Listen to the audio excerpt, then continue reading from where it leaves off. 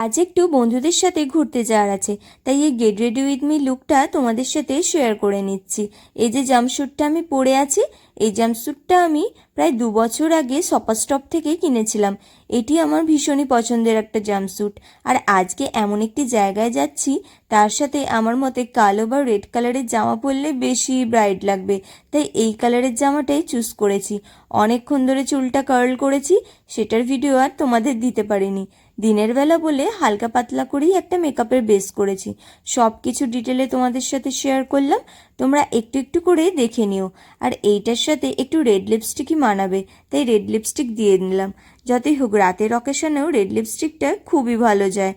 এত ভালো ড্রেসের সাথে বেশি ডার্ক কানের আমার ভালো লাগে না, তাই একটু লাইটের ওপরেই একটা কানের পরে নিলাম। আজকের এই লুকটা কেমন লাগলো তোমাদের আমাকে জানিও।